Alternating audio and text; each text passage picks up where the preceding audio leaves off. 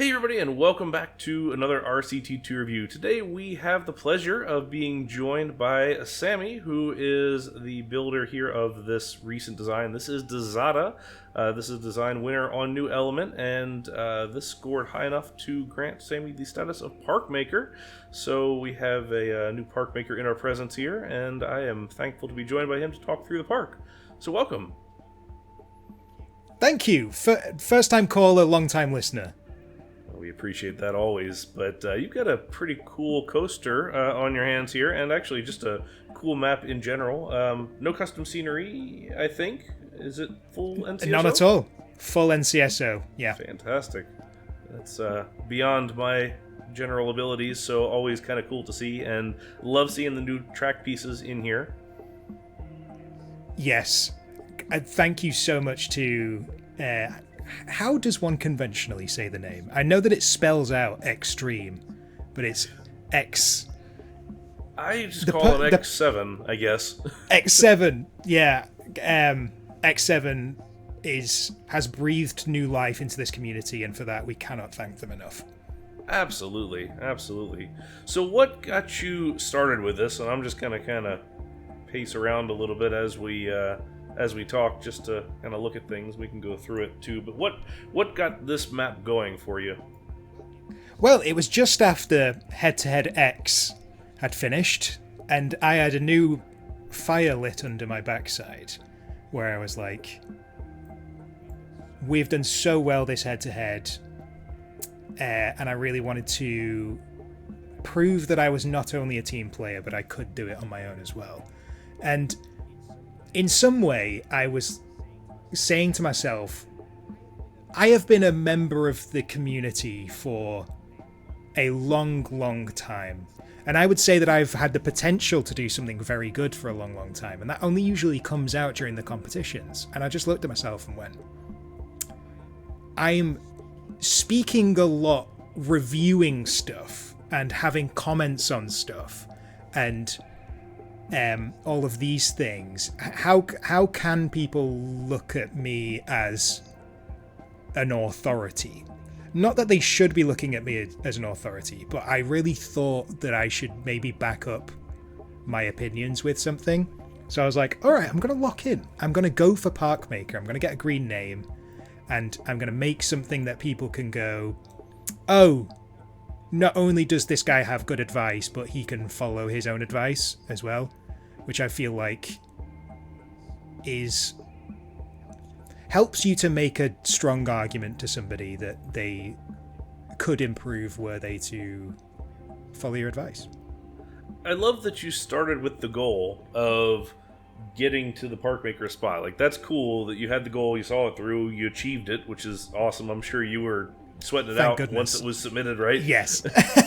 I was very nervous because my amazing teammates at the Lonely Hearts Club, which is my Head-to-Head X team, they were being very critical in the best of ways and making me nervous. But it really, having a good community of people that you trust, calling you on perhaps your shortcomings and saying you can do better, is invaluable. And Absolutely. I think that doesn't mean take everyone's advice. That means find people who you feel safe with, who you feel have your best interest at heart and aren't just, saying things for the sake of saying things. It can be challenging to find those people, but hopefully with the help of yourself and other people in the community, we are creating an environment in which we can trust each other when they make comments. And the same with newelement.com as well. Well, I think that's always been the thing with New Element, and especially just it has that reputation of being sort of ultra-critical, and I think you can kind of take that in two ways. If you take it personally, sometimes it can be a little much, it feels like, but I think in the end, everybody's got the best interest at heart, and it's really just a group of people trying to make a quality end product. So, and not to say that that's just a New Element thing, it's across the board of creators in this game. So it's kind of just interesting to see the way that everybody's able to get good feedback and things, and just seek it out, because that's really the thing too. I mean, I know a lot of times when I build my own stuff, I oftentimes we'll look at this coaster layout and go, man, I'm a big fan of this coaster layout, and I think it's great, for example. And I can send it to somebody else, and they're like, okay, it's decent, but here's a couple thoughts, and then you kind of see it all of a sudden where you didn't see it before, and you go, oh, yeah, I totally missed that. Like, you're right, now that you say it, this can be better. And it just kind of pushes you to be to that next level of performance. Yes. Yes, but the important thing is, and I'm sure you'll agree with this, not all criticism is good criticism. Correct. So yes. The trick is finding the balance between, and having confidence in your vision as well. And I feel like this is something that you and I will understand as being, very, very long in the tooth in terms of longevity in the community and having a lot of projects under our belts. Having faith in what it is you're trying to do and having a clear vision of what you're trying to do, and not necessarily letting comments people make get in the way of that vision. Absolutely. And something for me as well, which is different from other people, I typically do not share any of my work before it's finished, apart from to those trusted environments of small amounts of people. Not just because you'll see when you look at the comments on the website, which I'm sure you'll link in the description to go and download this. Everyone's like, goodness, where did this come from? And that's a good feeling. That is gratifying. So on a selfish level, I'm kind of like, I like surprising people after, cooking behind the scenes for ages and coming out and saying, here's my thing, and letting it speak for itself.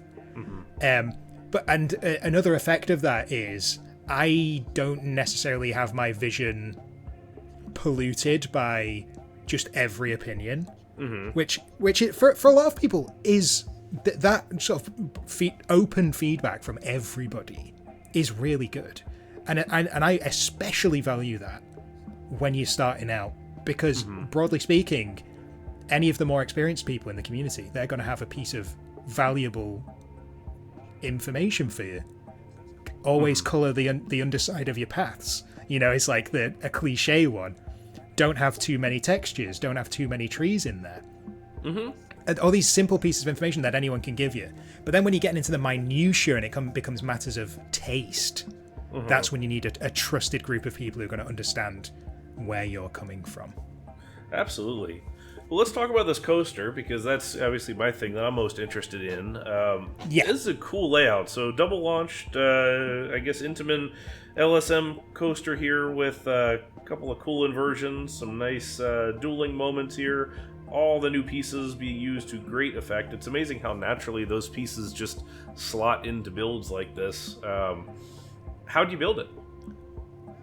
Well, I have always liked... Well, I'll jump back a beat, because something that I wanted to do... I was trying to build a spotlight for ages, an NCSO spotlight, and it wasn't working for me. And in that park, I had like a double launch Intamin style coaster, and I just decided, look, let's transplant that idea that I really liked. And it was what I wanted for that old park was for it to be a converted zoo. And what I wanted from that converted zoo was to have sunken areas where you could look down at the animals and see them in their environments, and that style of zoo. So I had this... It was completely different, don't get me wrong. I went completely back to the drawing board, but wanted that idea that concept sort of got lost in the clarity of that idea started getting reduced, so I let it fall by the wayside because it was beginning to hold me back, sort of thing. And that's an important part of the process, knowing when to let go of how you thought it was going to go when you were starting out, and letting it grow into what it would be. So that was how it sort of started out. And then I just built and rebuilt and rebuilt and rebuilt, because that is how I think you get stuff to be good. Once you've got your clear motifs that you want to bring out, and for me that was like a trench coaster and having it jump out. And originally, as Brian will tell you, before I sent it to you before it got released, it had more elements of some different ideas that had fallen by the wayside. One of them being, like, I was very inspired by Tarun Remind me. I'm so Fantasia sorry. What's my Land. memory? Fantasia yes. There you go. And that's why it's also got the Talocan inspired topspin on the Right. on the left of your screen there. Amazing. Thank you. And I wanted this idea. It needed to be in the trench because they needed an effective way to not get noise complaints, to not have height restrictions have an effect. So if you dig down, then you can have big drops, then you can have tall elements to it, and you're not getting in trouble with your local bureaucracy. So I'd say there was a lot of like guiding like concepts to begin with, and rather than just going, oh, I want it to be like this ride, which sometimes works really well, but for me, I want that extra bit of spice on top to help make it more unique. That really helped my sort of design philosophy as I was making it.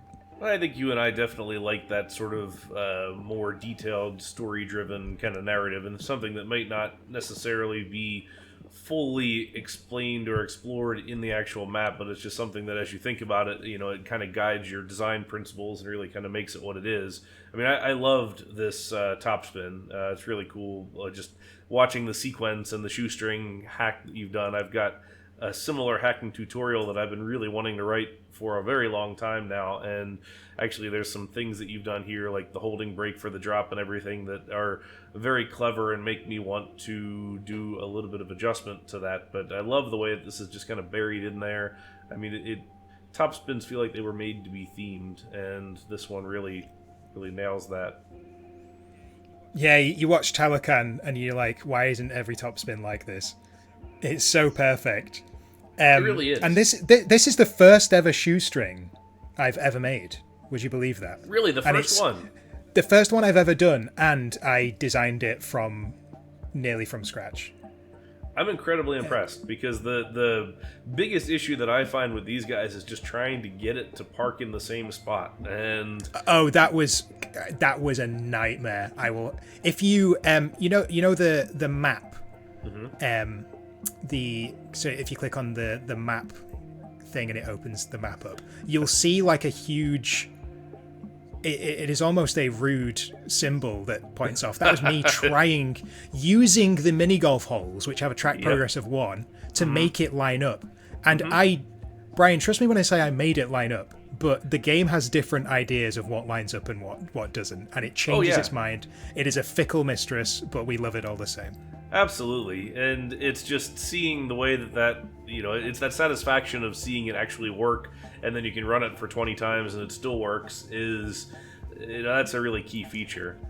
It does slide back, don't get me wrong, but I've left it running for a long time and it doesn't break.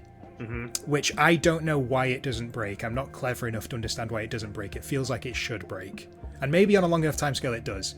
So. All this is to say, when you want your tutorials, you don't come to Sammy, you go to Brian. That's what you've got to remember. My tutorials are all old and outdated now, so that's the problem. And a good thing, actually, really, is that the game is progressing, and the plugins and abilities to do things are progressing in such a way that it's amazing how quickly things can get outdated, but also how new features are added in. Like, this I am in love with, the amalgamation of several different kind of rides here facing in several different ways, all kind of scrunched up together in a surprisingly non-glitchy way that looks really darn good. So that Edit Ride Vehicles plugin working hard for you. And it's that invisible color scheme as well. Huge shout out to the devs for adding the invisible color scheme. It really is amazing. You can see it in a few places here, like the awnings. I mean, that's a big one. For sure. But yeah, it is so interesting, because I have to train myself to think about these objects in a different way, that, oh yeah, actually this could appear differently if I just made this one bit invisible. There's another little amalgam of stuff right here, which I love, and then your frozen staff there. Yes. All the people who... I'll tell you this is a piece of lore about the park. If you see the mechanics that are in particular posed situations, those often tell you a little bit of the story of the park. So Jens and Dino are on a roof somewhere, perhaps in like down and right from where you are now. On top of this wooden roof in down here, you can see. Yeah, I see them. They gave me some advice on what to do just taste wise with that roof. You'll notice that JK is dangling from the supports because JK was like, he would just comment like, I'm looking forward to you doing the custom supports, and I was saying I don't want to do custom supports, but in the end he won out, and I'm really thankful for it because it was really challenging, but I learned a lot in the process of doing it. And everyone said great job on the supports, which I found really surprising because I don't even like doing custom supports in CSO. There's something I try and avoid at all costs. I'm just not very good at it, and I appreciate that a lot of people are really good at them, but it's just something that for some reason just doesn't work in my head. But I was really thankful for the challenge here, and there was a lot of motifs that people really enjoyed, like as it goes over the water, those supported elements there underneath them, people enjoy those. Yeah, it's a daunting thing for me. I actually enjoy doing custom scenery supports. Just it's very kind of almost therapeutic to me. It just is sort of a thing that I know what has to happen, and it's just more a matter of production. But supports in NCSO terrify me because just the amount of complicated things and just trying to get it all to line up just the exact correct way. It's too much for me. But you know, it is amazing how it works so well here, and it all sits just very nicely. I love the interaction here. I love this this sort of ability that the guest can look across and see this kind of great waterfall with the coaster coming through, and then see the guest on the other side, and it's sort of this sense of exploration kind of as you go through and try and see all these little nooks and crannies to go see and spot the coaster, like this little area up here. I love the use of the guests here frozen in their different positions and everything. It really helps add some excitement kind of to the edge here so that it feels more lived in. That is something that really added so much life to it, and I really enjoyed using the plugin. It was Manticore-007 is the name of the person who created the Peep editor plugin, and it's a work of art. It is just so fantastic. Huge shout out to them. And going through just finding situations that could be heightened. So in the Dzata Plaza, you know, like underneath where the sign is, it just didn't feel quite right. So it just made a few groups of people just standing in there, just like deliberating, like looking at the watches, that sort of thing. Like, are we going to get on it? Like, it's a bit scary. Are we gonna go on? Just made that plaza a bit more, because the peeps can just sort of like just run around, but people will stand around in that plaza and like try and hype themselves up. Like, I need to get in this queue, but it's scary. And am I gonna go in? Or like a family that's gone, oh, Big Brother's gone on the ride. Perhaps Dad and the kid are gonna wait for them. And it's those sort of narrative things, and there's like a circular group in the middle you can see there. Exactly.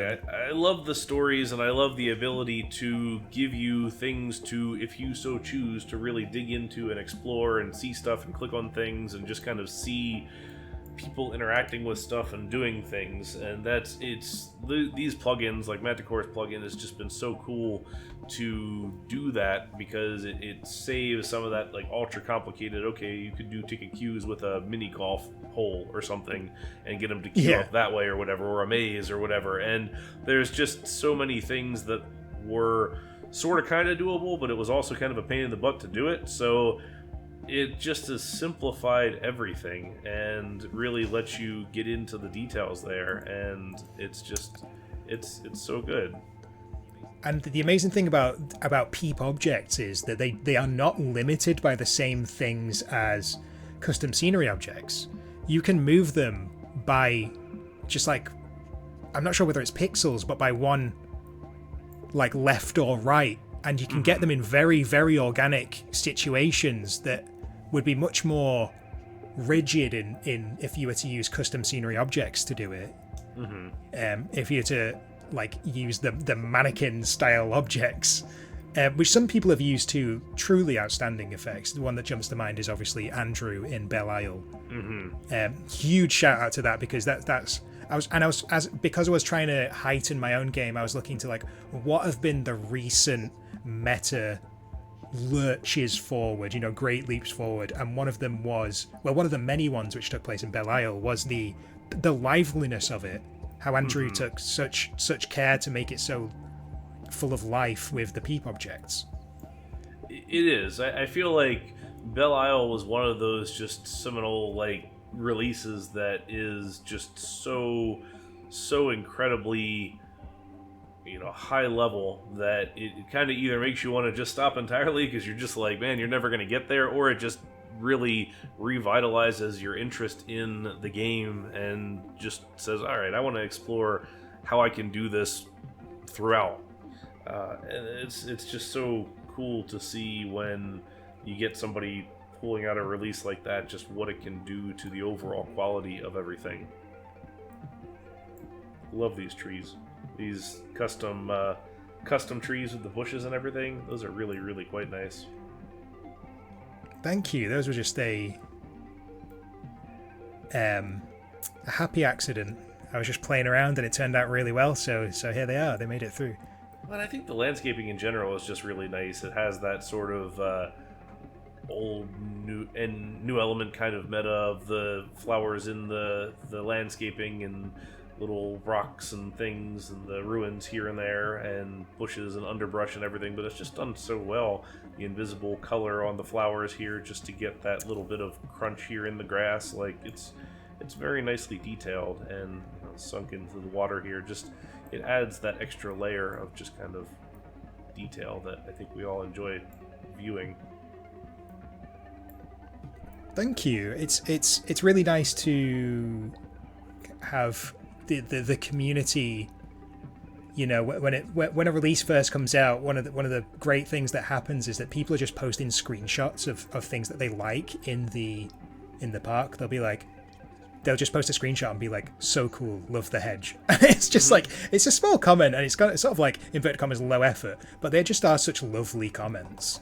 And really gratifying when someone leaps into a detail that you didn't think people would notice. Like Gustav noticed like the L's along the side of the building that's just on the top right there. And I had a lot of, so if you just scoot back a bit, you can see the signs making L's. So just in the bottom left now. Yeah. So it's in this like restaurant building. You can see there's like invisible signs, but you can see the L's along just the sort of Peep level wall. Can you see it? Yeah. And the reason why I chose L's there as opposed to any other letters is because the sharp eye in the crowd would notice that there isn't. There's a lot of philosophies when building in NCSO, and something that's been amazing recently is the sort of grid breaking that's taken place in the. I will call out specifically Dirk Link's community as just being just so great at that sort of things, but I wasn't interested in playing on their playing field. I wanted to come at it from almost like the classic Loopy Landscapes angle, and I have been one of the Long Live Loopy Landscapes people. I've built a lot in Loopy Landscapes. It is a tremendously more challenging environment than Open RCT, and that doesn't come as an insult to Loopy Landscapes. That is a huge pro point for Open RCT that has just fixed so much quality of life stuff. But Loopy Landscapes is so stylistically distinct because it is just kind of very rigid in a lot of ways. It is very isometric and square, and I simply just believe there is still so much art to be mined from that particular mine, and I'm happy to leave those incredibly talented NCSO people to break the grid all they want. And I think this has kind of led to some of the sort of Alex-esque comments, which is a huge compliment.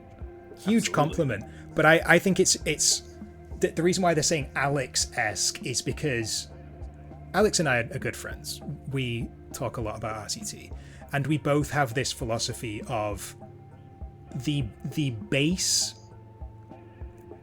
like capabilities of the game, and like how rigid NCSO is in terms of like its blockiness, if you'd like to call it that.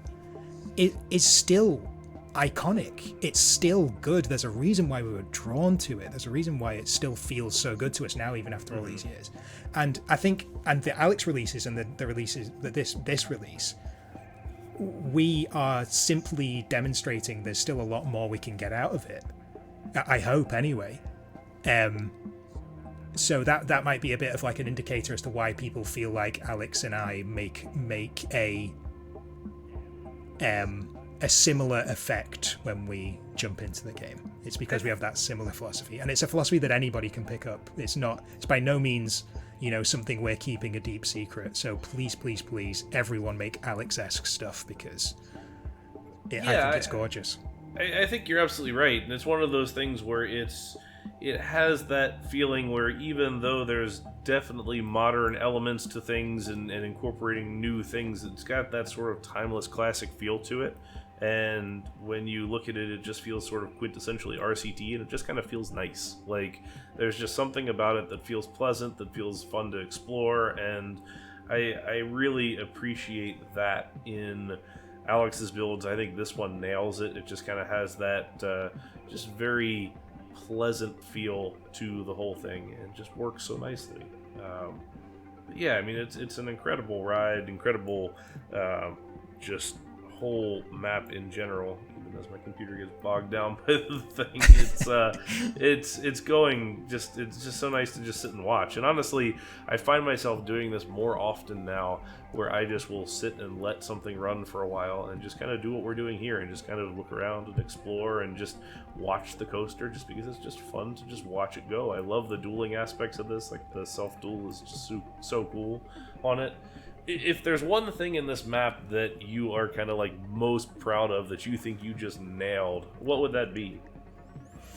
Oh, that's a great question. That is a great question. I think it is the thing that I'm most proud about is the fact that I didn't, how to word it, I didn't let myself become too influenced by other things that other people had done. I feel like I have a style, and I really just wanted to let that style speak on its own terms. So I'm really proud of that. To be honest, Brian, I'm proud of all of it. I'm just so proud of the whole thing. I don't really have any regrets with it. You should. There's a couple of things that I've noticed like lacked a bit of polish after the fact, but no one else has noticed them, so it doesn't matter. It can't matter, right? You will always be your worst critic, that's the thing. Yeah, you're always going to see the things that you don't necessarily like, but then the mark of a good map, I feel like, is still one that you can look back, and while you do see those sorts of things, you can look at it and go, man, I'm happy with this. Like, this turned out good. And it's not all my releases have had that, but it's always nice when you do have that ability, and I think it definitely seems like this one's achieved that, and it's just nice to be able to look at it after the fact and be happy and proud of the way that it did, and the fact that you just finished. I think in this game and this time frame, I mean, it's been years since this game has come out, and we're still finding innovation and things, but one of the hardest things for me still is just finishing. Just trying to actually get it across the line, get all the polish done, because there's all the bits that we hate, like you said, the supports, there's, all sorts of little detailing and final things that you just don't like doing, and sometimes it's just this sort of a slog to get it done, and it's never your favorite thing, but the fact that you got it done says a lot as well. Thank you so much. It's interesting you call that out, because it is potentially one of the most challenging things about the game.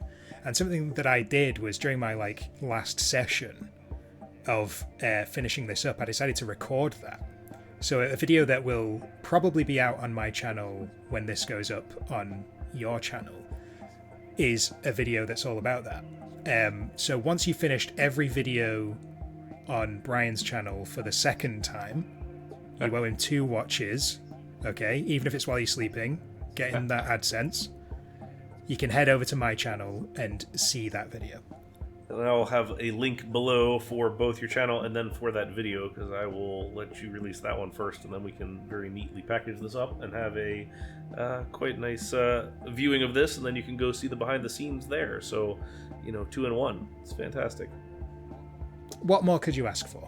Exactly. Well, I couldn't ask for anything more than having you on, and I really appreciate the time and talking through this. I think it was really cool to just get some of the insights there, so thank you very much.